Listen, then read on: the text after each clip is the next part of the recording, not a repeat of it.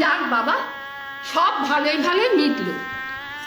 রূপ, পারু, তোরা দুজনে একটু বিশ্রাম কর, আমি তোদের জন্য একটু মিষ্টি জলের ব্যবস্থা করি। না না পিসি, এখন আর জল মিষ্টির ব্যবস্থা করতে হবে না, আমরা একবারই খেয়ে নেব। এই তুই কি বলছিস পারু? রূপের দিকে একবার তাকিয়ে দেখেছিস? ছেলেটার মুখটা একবারে শুকিয়ে আমসি হয়ে গেছে। ওর কত কষ্ট হয়েছে বলতো? বলি একটা বিয়ে করার কি কম হ্যাপা? তা যা বলেছেন পিসি, বিয়ে করা যে সত্যি এত কষ্টকর এটা জানা ছিল না। যদি জানতাম তাহলে এইসব অনুষ্ঠানের ধার কাছ দিয়েও যেতাম না। একজন রেজিস্ট্রারকে ডাকতাম, শৈশাবুদ হতো, ব্যাস গল্প শেষ। তা বললে কি হয় বাবা? এই বিয়েতে তুমি বর, তুমি বরকর্তা, তুমি বরযাত্রী।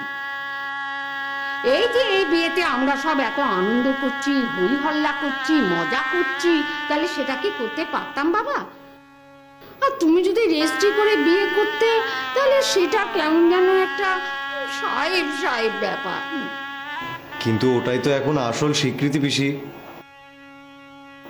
এখন তো নারায়ণ আর অগ্নিসাক্ষী করে বিয়ের কোনো মূল্যই নেই, বরং আপনজনের সাক্ষী নিয়ে শৈশাবুদ করে বিয়েটাই আসল বিয়ে। দেখো বাবু, আমি একটা কথা বলি, ওই অগ্নিসাক্ষী বলো আর রেজিস্ট্রি করে বিয়েই বলো, আসল হচ্ছে মনের মিল আর বিশ্বাস।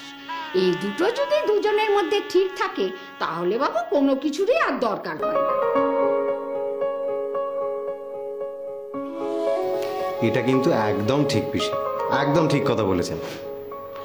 আর আমার আর পরমার মধ্যে সেই মনের মিল আর বিশ্বাস দুটোই আছে।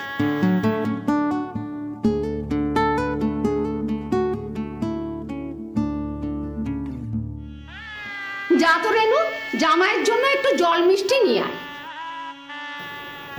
পিসি কোনো দরকার নেই, আমরা একদম একসঙ্গে ডিনার করে নেব।